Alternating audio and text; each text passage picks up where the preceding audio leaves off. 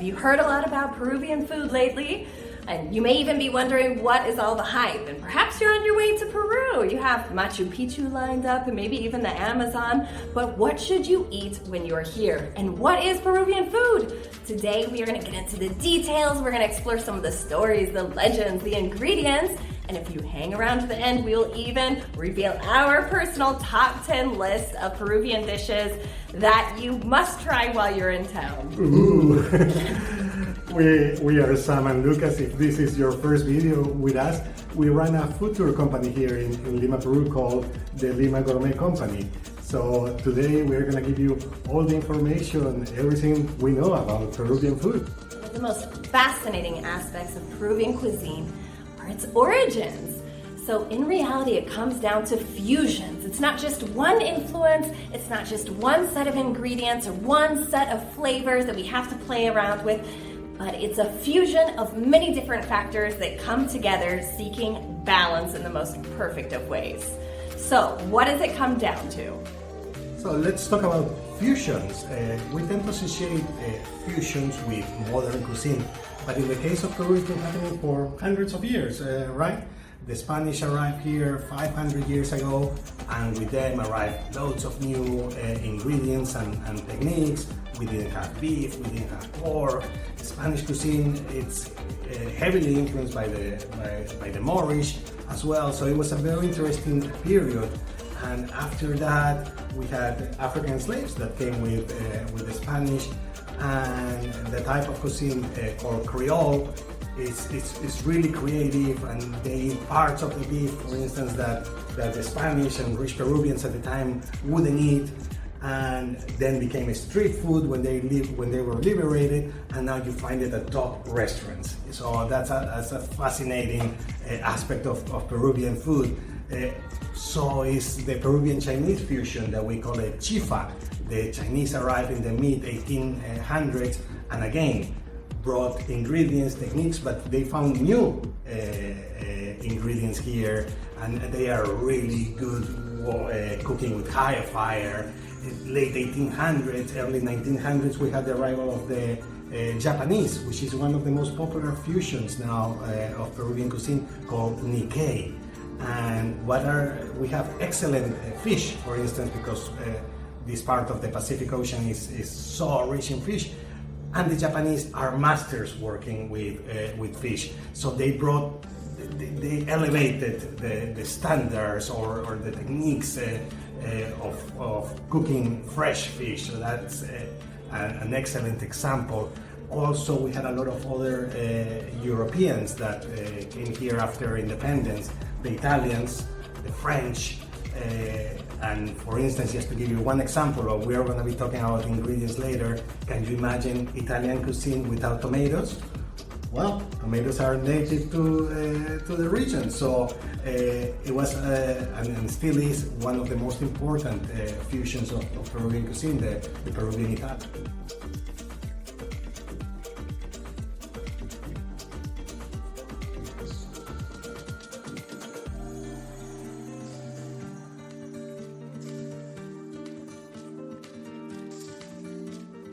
Now, in terms of fusions, Lima being Peru's capital, located right along the coastline, this is where you're going to find a lot of the fusions are really centered. You can find them very easily. However, that is not to say that this is when, with the arrival of people from abroad and different cultural influences, the Peruvians really started to focus on the cuisine in a way that was beyond basic sustenance. Peruvians started playing around with different flavors far, far before that. In fact, one of the America's oldest city, Caral, is a civilization that was developed more than 5,000 years ago. It developed simultaneously with Mesopotamia, Egypt, and China. We have relics and vestiges that we can see that they were already mixing native chili peppers along with the fish, using citrus fruits from the jungle as well that they would find along trade routes. So you already have this combination of flavors over 5,000 years ago found in Peru. Now they say 7,000 years ago. They do. Oh, well, thank you for that. We just earned 2,000 years more. We did. There we go.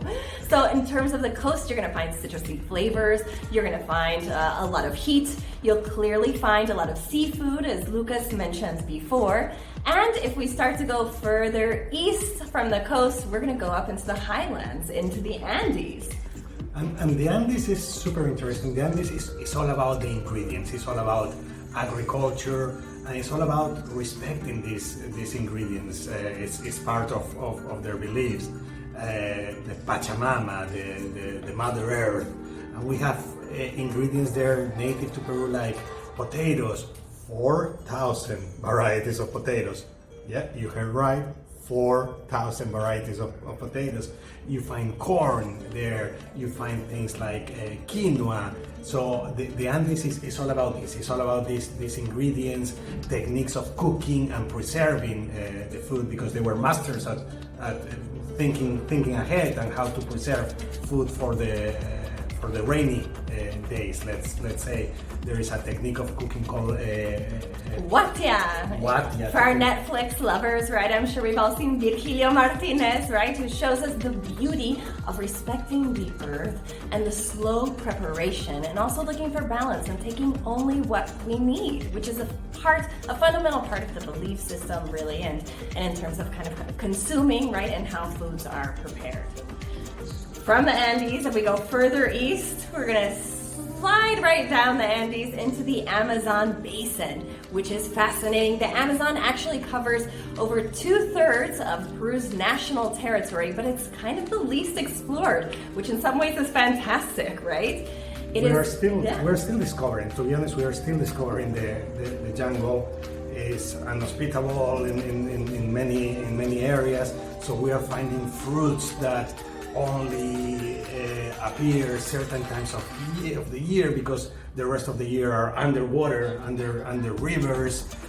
But we have excellent fish, river fish like aiche. The largest freshwater fish in the world, by the way. Or super interesting chilies like the charapita chili, which happens to be the most expensive chili in the world, and it's super flavorful. How would you describe the charapita? Well, more than the heat, it's a really dynamic flavor. It has several different nuances that come through, and it's even floral. It does pack a punch in terms of the heat. It's quite hot, but it does have a nice floral, kind of fruity flavor to it, right? So the food from the jungle is completely different. It's not that you can relate it with the fusions that you find in the coast or the food from the Andes.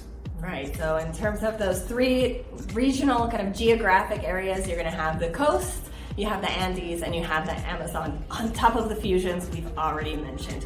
So this, in essence, forms a great base to kind of understanding a lot about Peruvian cuisine.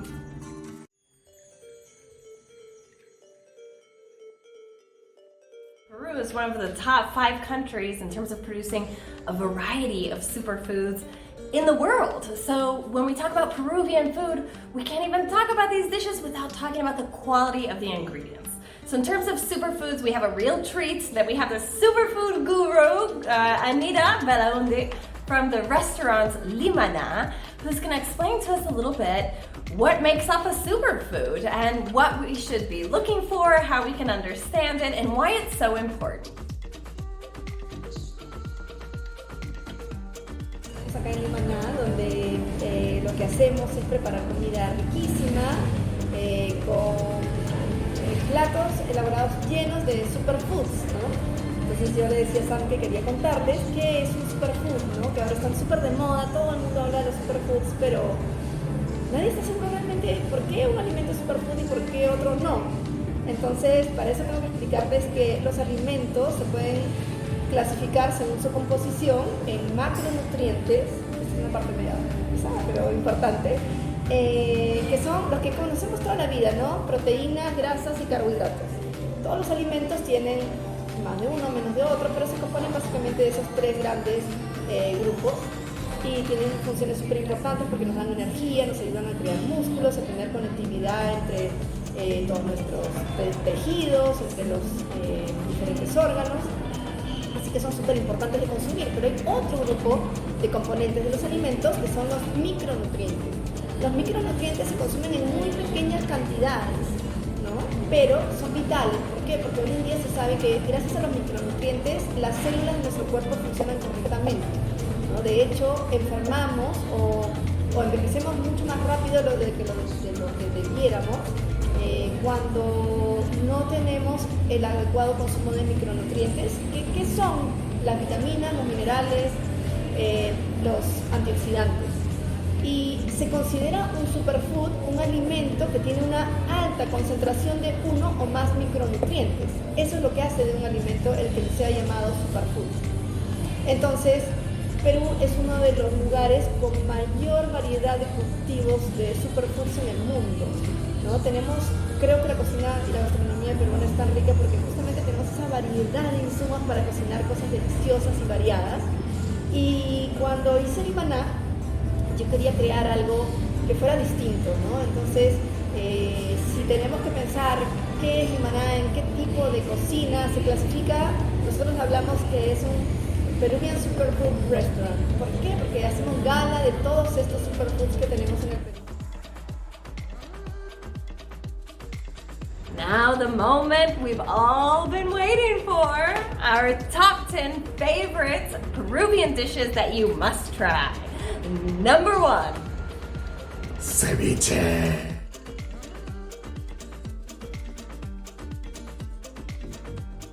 Ají de gallina.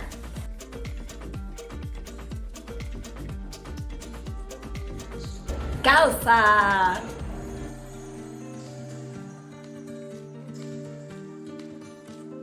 Rocoto relleno or stuffed rocoto pepper.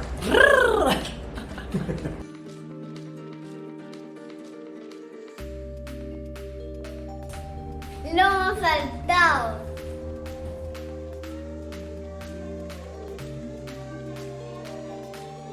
Seco. That's a good one. That's my favorite.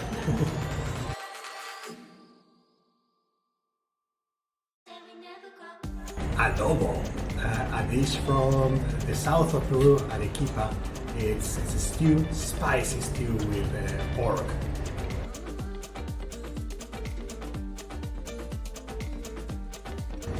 Chupe de camarones or Peruvian shrimp chowder.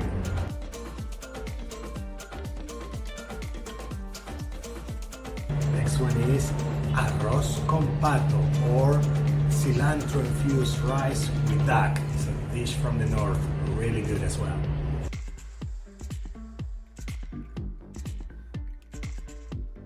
And lastly, pollo a la brasa, or rotisserie chicken, which happens to be our dog Charlie's favorite. Pollo, pollo, pollo.